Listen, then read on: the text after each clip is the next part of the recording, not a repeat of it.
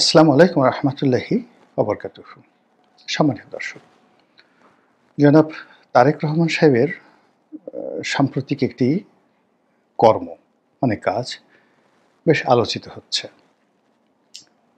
তারপর তার একটি অ্যাপিয়ারেন্স একেবারে সাম্প্রতিক সময়, সেই অ্যাপিয়ারেন্সটিও নিয়েও বেশ আলোচনা সমালোচনা হচ্ছে। যেহেতু তিনি একটি দলের শীর্ষ নেতা এবং তার দলের পক্ষ থেকে বলা হচ্ছে ভবিষ্যৎ প্রধানমন্ত্রী, এবং নির্বাচন হয়ে গেলে যেভাবে নির্বাচন হোক তার দল ক্ষমতা আসবে বলে বিএনপি নেতাকর্মীরা শতভাগ বিশ্বাসী, 100%। আর বিএনপি ক্ষমতা আসলে শতভাগ তিনি দেশের প্রধানমন্ত্রী হবেন। আর লন্ডন থেকে তিনি প্রধানমন্ত্রীর রূপে এয়ারপোর্টে নামবেন। এটি মোটামুটি এখন বিএনপির লোকজন ধরেই নিয়েছে, এর বাইরে কোনো কিছু হবে না। তো সেই দিক থেকে তার ইমেজ, তার ব্যক্তিত্ব এবং তার সব কিছু যেন একটা রাষ্ট্রকে রিপ্রেজেন্ট করে। তিনি যেন প্রধানমন্ত্রী হিসেবে ঠিক একটা রেকর্ড তৈরি করতে পারেন উদারতায়, মহানুভবতায়, প্রেমময়তায় এবং ঔদার্যতায়। এই জন্য তার যারা সহযোগী রয়েছেন, তার যারা উপদেষ্টা রয়েছেন, অ্যাডভাইজার রয়েছেন, তারা নিশিদিন মানে রাতে এবং দিনে ব্যাপক পরিশ্রম করছেন।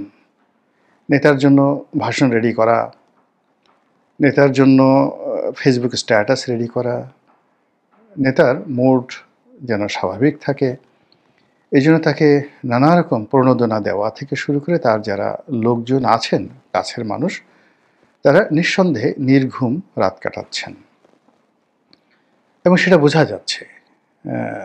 লন্ডনে তার আশেপাশে যারা আছেন তারা, এবং লন্ডনে ছিলেন তার দুজন উপদেষ্টা, বাংলাদেশে আছেন, তাদের কর্মকাণ্ড এবং জনাব তারেক রহমান সাহেবের যারা ঘনিষ্ঠ লোকজন রয়েছেন তাদের তৎপরতা দেখলে মনে হচ্ছে যে জনাব তারেক রহমান সাহেবকে বাংলার সিংহাসনে বসিয়ে একটা নতুন ইতিহাস রচনা করার জন্য এবং বিএনপি যেন দীর্ঘমেয়াদে বারবার জনগণের ভোটে নির্বাচিত হতে পারে সেই প্রচেষ্টা তারা করে যাচ্ছেন। কিন্তু এই যে আমাদের দেশে যেগুলো লোক আছে, মানে যারা সর্বাবস্থায় খুঁতখুঁতে এবং কোথাও কোনো ত্রুটি আছে কিনা, খুঁত আছে কিনা সেগুলো খুঁজতে থাকে, এরকম লোকের সংখ্যার তো অভাব নেই। আর আগের থেকেই জনাব তারেক রহমান সাহেবের জাতশত্রু শেখ হাসিনা ছিলেন। আওয়ামী লীগের যারা লোকজন আছেন তারা তো বলতে গেলে মানে কোনো অবস্থাতেই তারেক রহমান সাহেবকে মেনে নিতে একেবারে নারাজ। তারা দরকার হলে দরজা খুলে সকালবেলা যে কোনো জিনিস দেখতে প্রস্তুত, বা সকালবেলা ঘুম থেকে উঠে তাদের কানের কাছে যে কোনো শব্দ তারা শুনতে ইচ্ছুক। কিন্তু তাদের কানের কাছে যদি বলা হয় তারেক রহমান, আওয়ামী লীগের লোকজন ওরে বাবা গো, ওরে মা গো বলে গড়াগড়ি শুরু করবেন। মানে এটা তাদের কাছে একটা বিরাট বলে অত্যাচার। এবং আওয়ামী লীগের যে লোকজন যারা এখন জেলখানাতে আছেন, মানে তাদেরকে যদি শাস্তি দিতে চান ডক্টর মোহাম্মদ ইউনূস, তাহলে একটা কাজ করতে পারেন, আমি যেটা জানি, তাদের পুরো রুম সেখানে তারেক রহমানের ছবিগুলো টানিয়ে দেওয়া হোক এবং বলা হবে যে এই ছবিতে কোনো অবস্থাতেই কোনো আসল দেওয়া যাবে না। যদি আসল দেওয়া হয় তাহলে এই শাস্তি হবে। সেকেন্ড থিং হলো তাদেরকে 3 বেলা খাবারের আগে এবং খাবারের পরে তারেক রহমান সাহেবের ভাষণ তাদেরকে শোনানো হোক। আপনি গিয়ে দেখবেন 1 সপ্তাহের এই থেরাপিতে আওয়ামী লীগের লোকজন পুরো কাপড় চোপড় নষ্ট করে জেলখানাতে তারা একেবারে হাসপাতালে ভর্তি হয়ে যাবে। তাদেরকে আর আনতে পারবেন না, এর চেয়ে শাস্তি আর তাদের কাছে নেই। এরকম অবস্থা। তারেক রহমান সম্পর্কে আওয়ামী লীগের যারা লোকজন তাদের অ্যালার্জি, এটা আপনি লিখে রাখে দেখেন, এটাই অবস্থা। তো সেটা আরও ইদানিংকালে আরও বেড়ে যাচ্ছে, কেননা সতীনের পুত্র যদি মোটাসোটা হয় সেক্ষেত্রে অন্য সতীনের যেভাবে একটা চুলকানি হয়, তদ্রূপ রাজনীতির যারা প্রতিপক্ষ, শত্রু, তাদের জীবনে যদি সুখ হয় তাহলে নিজের যে দুর্দশা তার চেয়ে তো ওই সুখ তাদের কাছে অসহ্য হয়ে যায়।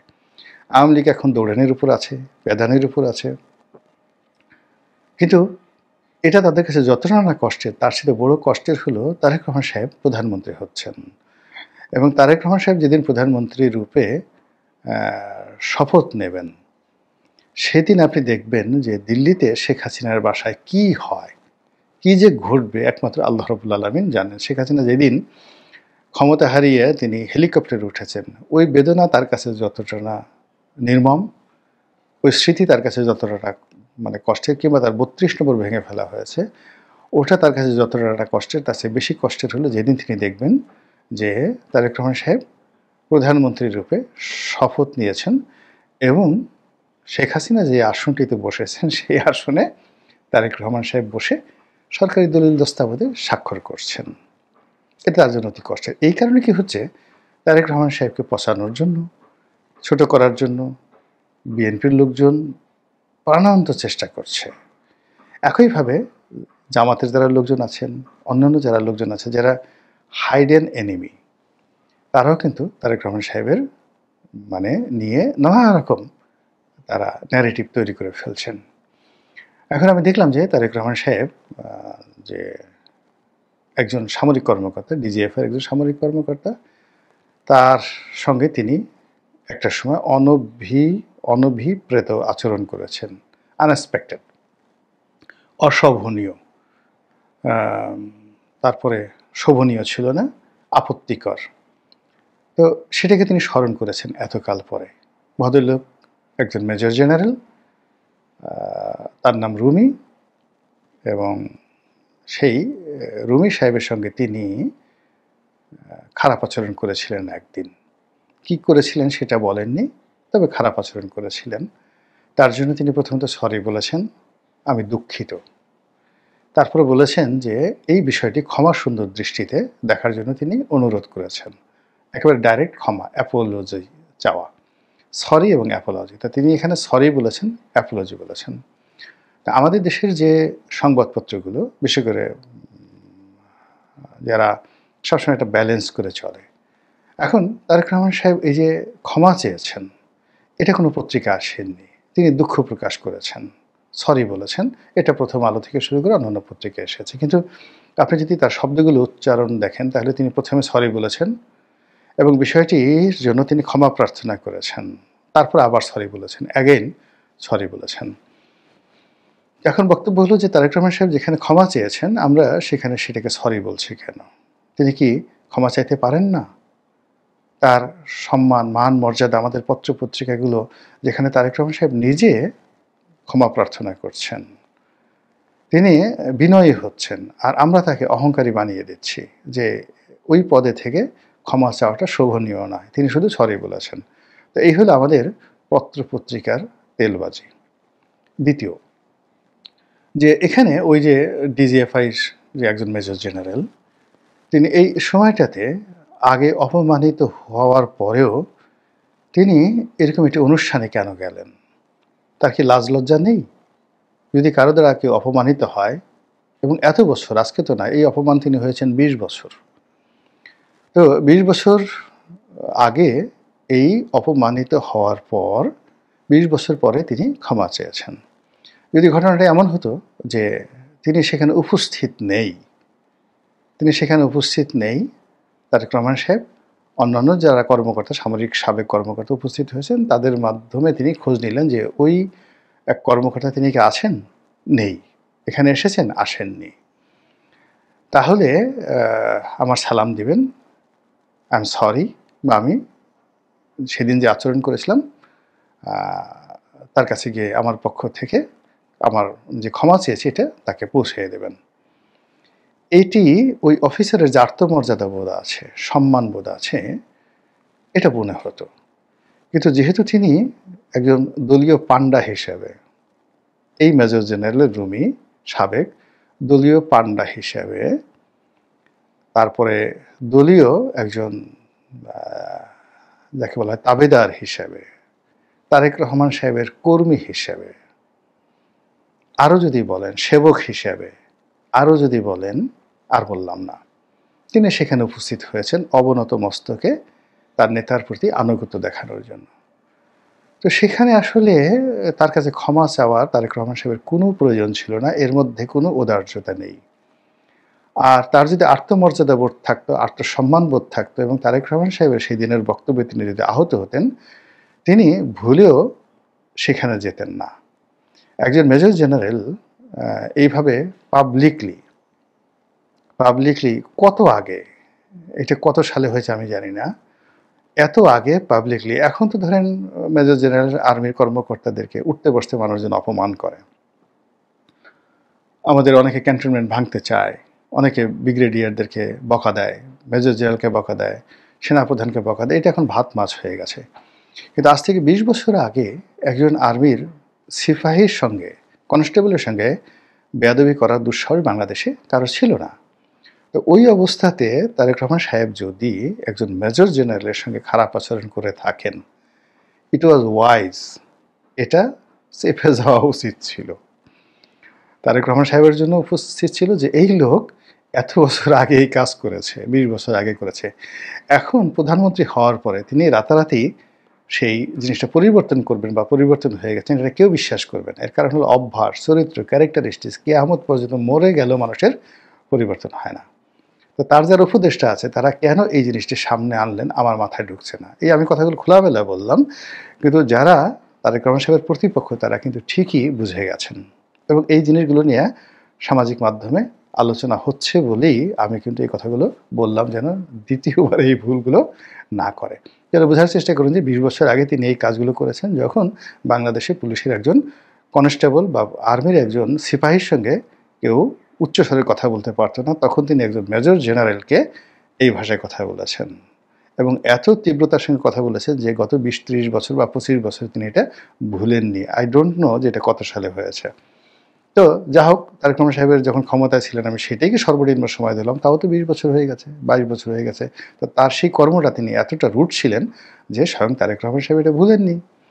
আর যেই লোক মানে যাকে তিনি অপমান করেছিলেন তার কাছে সরি বলার কোনো প্রয়োজনই নেই, কেননা তিনি সেটা ডাল ভাত মনে করেছিলেন, ওটাকে তার প্রাপ্য মনে করেছিলেন এবং ওটাকে তিনি মনে করেছিলেন যে তার পুরস্কার। একটা উদাহরণ নেই, একবার শেখ হাসিনা খুব রাগ হয়েছেন বলে আমার প্রতি সবাই বলা বলি করলো পার্লামেন্টে। তা আমি খুব অভিমান করলাম। অভিমান করার পরে আমি সেই কয়েকটা টক শোতে সরকারের খুব সমালোচনা করলাম। তো সমালোচনা করার পর এখন শেখ হাসিনা চাইলেন যে আমার সঙ্গে আমি যেন তার কাছে গিয়ে সরি বলি। এই জন্য দলের মধ্যে বেশ কয়েকজন সিনিয়র যারা নেতা আছেন তারা আমাকে বললেন যে এরকম নেত্রী খুব রাগ করেছেন, তুমি যাকে বলা হয় দলের বিরুদ্ধে কথাবার্তা বলেছ, এই জন্য টকশোতে গিয়ে এই সমস্ত কথাবার্তা বলেছো, লিখেছো, এই জন্য তিনি খুব রাগ করেছেন, তাড়াতাড়ি গিয়ে সরি বলো। অনেক সিনিয়র নেতা, প্রেসিডেন্ট মেম্বার। তো দলের মধ্যে এরকম দালাল থাকে, মানে সবসময় দালাল থাকে। তো তারা আমাকে কনভিন্স করার চেষ্টা করছে যে তুমি গিয়ে নেত্রী পা ধরে ক্ষমা চাও। তা আমি বললাম যে আমি এটা মরে গেলেও পারবো না। এ কারণ হলো উনি ওই আমার সম্পর্কে বাজে কথা বলেছেন, বকা দিয়েছেন।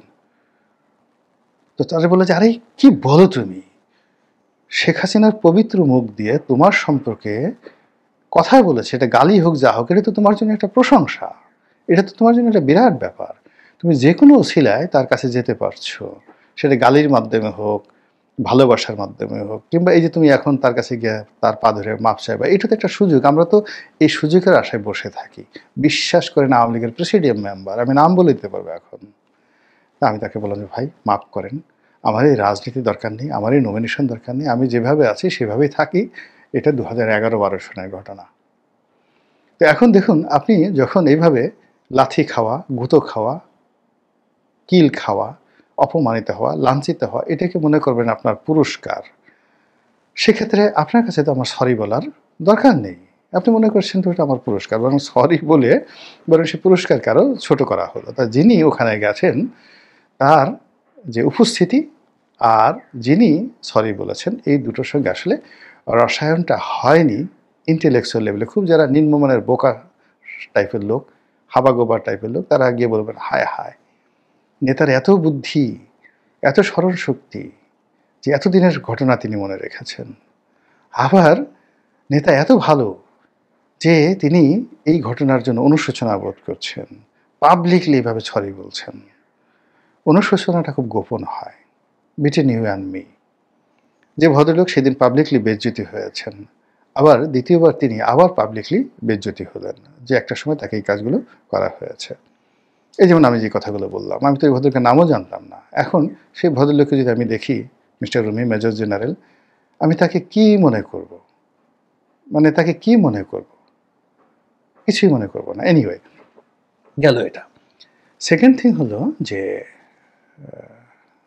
বেগম খালেদা জিয়া গণতন্ত্রের আপসহীন নেত্রী এবং জনাব তারেক রহমান সাহেবের রাজনীতির যে মূল অ্যাসেট, একটি হলো তার মায়ের নেতৃত্ব, আর একটি হলো তার পিতার ঐতিহ্য।